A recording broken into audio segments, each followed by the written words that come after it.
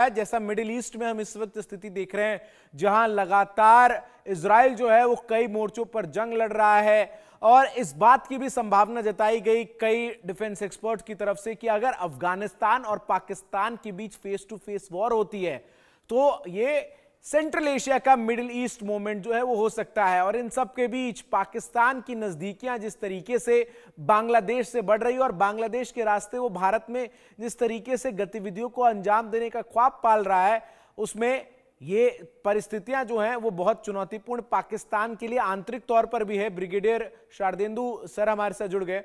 शारदेंदु sir, ये जो परिस्थितियां हैं पाकिस्तान में, जहां टीटीपी, बीएलए, इसके अलावा भी कई ऐसी फोर्सेस हैं जो कि पाकिस्तान के अंदर रिवॉल्ट जो है वो करती हुई नजर आ रही है, और इन सब के बीच बॉर्डर के उस पार से अब तालिबान की चुनौती।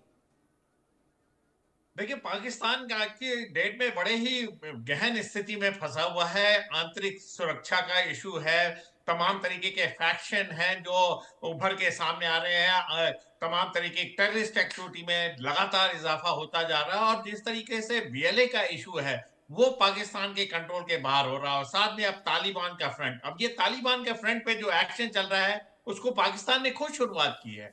कहीं ना कहीं वो एक जवाब देना चाह रहे थे अफगानिस्तान को और अपनी आवाम को कि पाकिस्तान एक कमजोर कंट्री नहीं, वो भी अक्रॉस द बॉर्डर जाके इस तरीके की एयर स्ट्राइक कर सकता है। लेकिन ये उनके ऊपर सेल्फ गोल हो गया, वो इस फ्रंट पे पूरी तरीके से उलझ गए हैं। और जिस तरीके से तालिबान गवर्नमेंट पूरी तरीके से पाकिस्तान के अगेंस्ट होके अपने तालिबान के लड़ाकों को मदद कर रहे हो, 15,000 सैनिक आज की डेट में मैं उनको बोलूंगा तालिबान के लड़ाके पाकिस्तान का मोर्चा संभाले हुए हैं। जिस तरीके के एक्शन चल रहे हैं, डेली फायरिंग हो रही है, डेली पाकिस्तान के सोल्जर मारे जा रहे हैं, तो पाकिस्तान इसमें उलझ गया है। अब ये देखिए, मसला आसानी से सॉल्व होने वाला नहीं है। जो उनके लड़ाई करने का तरीका वो छापामारी युद्ध है।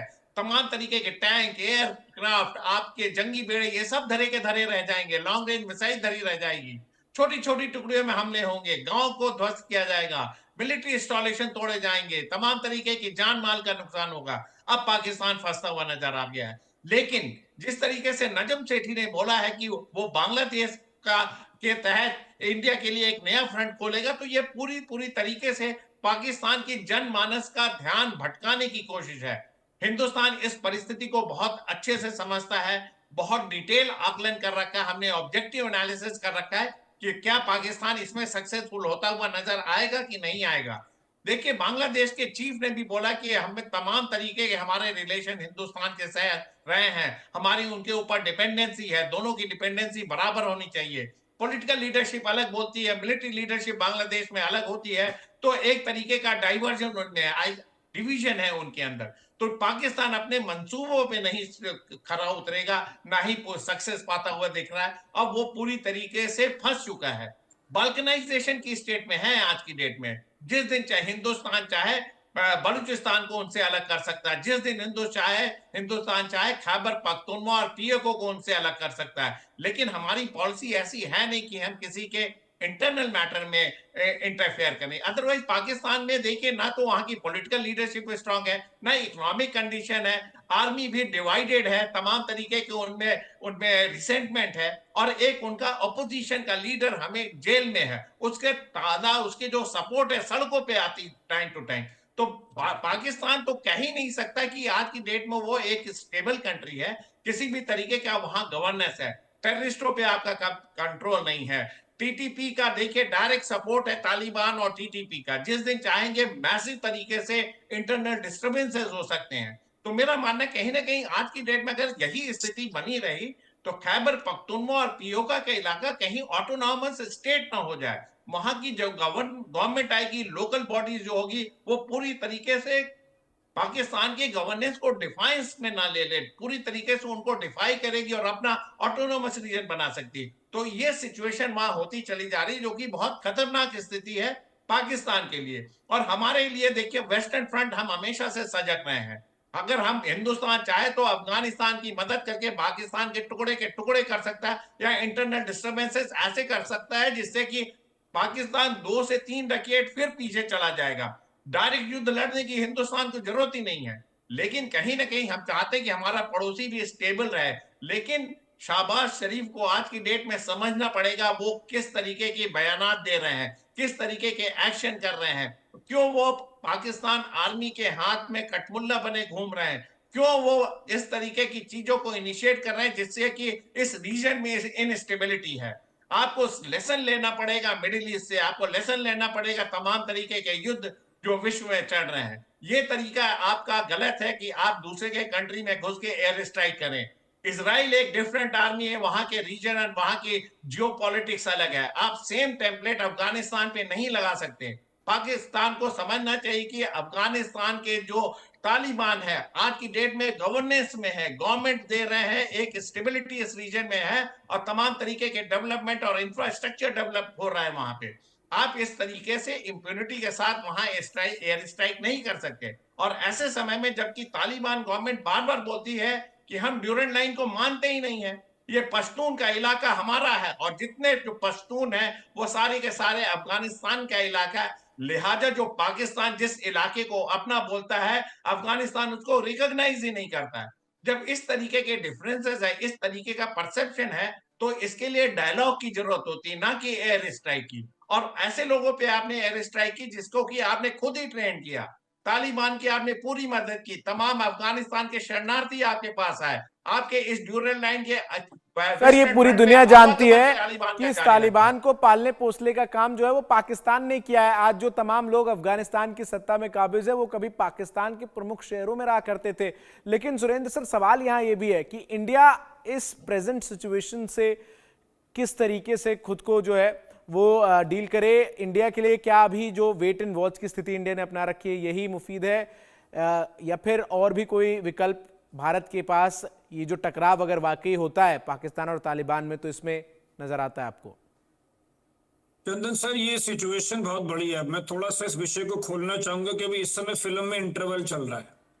इंटरव्यू चल रहा है कि अभी वहां डोनाल्ड ट्रंप साहब आए हैं और वो 20 तारीख को प्रेसिडेंट अपनी he will come into office. उसके बाद देखो कि ऊंट किस करवट बैठता है, जिसके कि 90% चांसेस हमारी तरफ ही है। क्योंकि एक बात को समझिए, ये जो है ये कोल्ड वॉर 2.0 शुरू हो चुका है। ये पाकिस्तान हो गया, ये चाइना हो गया। चलो पाकिस्तान तो फिर भी ना चाइना के कैंप में है और ना अमेरिका के कैंप में, वो बीच में लटके हुए हैं। पर आप देखिए कि इस समय अमेरिका इंडो पैसिफिक में आना चाहता है, क्योंकि अमेरिका और चाइना की एक बहुत बड़ी नूरा कुश्ती चल रही है। उसमें आप देखिए चाइना, रशिया, ईरान, वो सब न्यूक्लियर पावर्स और वो इस खित्ते में है। तो इसमें अमेरिका का भी बहुत बड़ा खेल। अब देखिए बांग्लादेश का जो पिट्ठू बना है वो अमेरिका ने बनाया है, वो रास्ता उन्होंने खोला है। तो कहीं अमेरिका साहब बहादुर इसमें पीछे से भी गेम खेल रहा है, यहाँ पे डिस्टरबेंस रहे। क्योंकि जो गांव का चौधरी है उसकी उसकी इंपॉर्टेंस तभी होती है जब गांव में लड़ाई हो। अगर गांव में झगड़ा नहीं होगा तो चौधरी साहब के पास कोई फैसला कराने नहीं जाता है। तो ये एक खेल उससे भी बड़ा है जिसमें अमेरिका का क्या स्टैंड रहेगा, जिसमें अभी हमारे जयशंकर साहब परसों अमेरिका से लौटे हैं और अफगानिस्तान के थ्रू तो हम पाकिस्तान को कंट्रोल कर ही रहे हैं। तो इसमें ये बहुत सारे फैक्टर्स हैं जो कि हैं। और इसमें मुझे एक चीज सिर्फ ये लगती है कि जो साउथ एशिया है ये इस समय बहुत इंपॉर्टेंट ब्लॉक भी है। क्योंकि देखिए जितनी भी इमर्जिंग और इमर्ज्ड इकोनॉमीज हैं वो सब इसी खित्ते में हैं। अब साउथ एशिया में अगर आप देखिए जो हमारे नेबर्स आसपास हैं, वो अफगानिस्तान जो कि मुस्लिम पॉपुलेशन, पाकिस्तान, बांग्लादेश और मालदीव्स, ईरान, चाइना, श्रीलंका जो कि बीच में स्विंग स्टेट की तरह है, और नेपाल जिसे पाकिस्तान इस्तेमाल करता है। तो आप देखिए कि ये बहुत बड़ा चैलेंज भी है हमारे लिए इस खित्ते में डिप्लोमेसी के थ्रू। क्योंकि इसमें जैसे अमेरिका ने यूएसएसआर को तोड़ा तो उन्होंने उसमें तोप या बम नहीं चलाए, उन्होंने स्ट्रेटेजी से तोड़ा। तो हमने भी जिस तरीके से पाकिस्तान को कंट्रोल कर रखा है थ्रू आईएमएफ और थ्रू द ब्लैक लिस्ट या थ्रू ये जो अफगानिस्तान के थ्रू, तो इसमें ये खेल पर्दे के पीछे से ज्यादा है और आगे का कम है। क्योंकि मैं दोबारा से एक बात रिपीट करूंगा कि पाकिस्तान अगर टूटता है तो उसमें फायदा हमें कम है और नुकसान बहुत ज्यादा है। और इसीलिए जिस कंट्री की फॉरेन पॉलिसी क्या रही है, पाकिस्तान की फॉरेन पॉलिसी क्या है, या तो उनकी फॉरेन पॉलिसी है तुम भी मुस्लिम मैं भी मुस्लिम भाई भाई, या फिर यूद और हनूद काफिर लोग हैं, या फिर हमारी आर्मी किराए पे ले लो। तो ये तीन तो उनकी फॉरेन पॉलिसी के रूल्स हैं जिसपे वो खड़े हैं। तो ऐसी कंट्री को हमें बड़ा टैक्टफुली कंट्रोल करना है, क्योंकि हमारे पास एक इतना पोरस बॉर्डर है ही है। चलो कश्मीर तो अब हमने वापस अपने तरीके से कर ही लिया, पर बांग्लादेश जो इतना बड़ा फ्रंट खोला है वो कोई तोप या तलवार से नहीं चलेगा, उसमें हमें थ्रू लॉबीज और थ्रू अपना इन्फ्लुएंस ही क्रिएट करना पड़ेगा, ताकि हम पाकिस्तान को उतना उस कोने में रखें कि ना ये ज्यादा नीचे जाए ना ये ज्यादा ऊपर जाए। ये मेरी सोच है। बिल्कुल। और ये जो परिस्थितियां हैं वो भारत के लिए इसलिए भी महत्वपूर्ण हो जाती है क्योंकि शारदेंदु सर, जैसा कि आपने पिछले सवाल के जवाब में बताया कि भारत प्रगति करे, विकास करे, लेकिन नेबर्स में, क्योंकि हम देख रहे हैं मिडिल ईस्ट में जो स्थिति है, जहां इजराइल युद्ध में लड़ा हुआ है, फंसा हुआ है, तो पूरा मिडिल ईस्ट उससे इफेक्ट हो रहा है। तो निश्चित तौर पर अगर फ्रंट टू फ्रंट वॉर की सिचुएशन इन दोनों देशों में बनती है तो इसका इंपैक्ट इंडिया पर भी जरूर पड़ेगा। यहाँ बिल्कुल पड़ेगा। मेरा मेरा मानना है कि ये रीजन में इनस्टेबिलिटी की शुरुआत होगी अगर अफगानिस्तान डायरेक्टली और मैसिव स्केल पे पाकिस्तान के अगेंस्ट हमला बोलता है, या पाकिस्तान की आर्मी अफगानिस्तान के तालिबान का खात्मा का बीड़ा उठाती है। लेकिन दोनों ही स्थिति हमारे हिंदुस्तान के लिए ठीक नहीं है। मेरा मानना है कि आज की डेट में पाकिस्तान ने ये जो एक्शन लिया है उसके लिए उनको अब युद्ध का रास्ता छोड़ के अफगानिस्तान की गवर्नमेंट तालिबान के साथ बातचीत करनी चाहिए। ये मिलिट्री एक्शन का सवाल ही नहीं उठता है, क्योंकि दोनों के इलाके में ऐसी स्थिति नहीं कि वो मिलिट्री के जो ऑपरेशन है उसके एक्सपेंस को बेयर कर सकें। और जहां तक तालिबान का सवाल है, देखिए ये अलग किस्म के लड़ाके हैं। इन्होंने बहुत लंबी लड़ाई लड़ी है, चाहे वो यूएसएसआर के अगेंस्ट लड़ी हो, चाहे अमेरिका के अगेंस्ट लड़ी हो, और अल्टीमेटली उन्हें इस तरीके के युद्ध में काफी हद तक दक्षता हासिल है। तो पाकिस्तान को वो ब्लीड करने में उनको ज्यादा समय नहीं लगेगा, तमाम तरीके के हमले रहेंगे। लेकिन पाकिस्तान जो आर्थिक स्थिति से बिल्कुल बेहाल है, इंटरनल प्रॉब्लम है, बलूचिस्तान का इशू अलग चल रहा है, तो उन्हें आज की डेट में बातचीत के लिए जाना चाहिए। और जो पाकिस्तान एक डिफरेंट फ्रंट खोल रहा है हिंदुस्तान के लिए बांग्लादेश का, उसके लिए उसको री थिंक करना पड़ेगा, क्योंकि हिंदुस्तान की डिप्लोमेसी, हिंदुस्तान की आर्मी, हिंदुस्तान की पॉलिटिकल लीडरशिप दोनों फ्रंट को आसानी से हैंडल कर सकती है। बांग्लादेश को अपने फेवर में लेने के लिए बहुत बड़े एफर्ट की जरूरत नहीं है। वहां पे पॉलिटिकल इलेक्शन होने हैं, और जब भी कोई गवर्नमेंट बनेगी उससे अपने ताल्लुकात अपने आप ठीक हो जाएंगे। Correct. तमाम तरीके की डिपेंडेंसी है, आर्मी का डिपेंडेंसी है, डिफेंस का इशू है, तमाम तरीके के हैं। पाकिस्तान कोशिश ये जरूर कर रहा है कि बांग्लादेश को पूरी तरीके से हिंदुस्तान बिल्कुल, और शायद इसीलिए 13 साल बाद पाकिस्तान के किसी विदेश मंत्री का दौरा तय हुआ है बांग्लादेश का। आप दोनों मेहमान मेरे साथ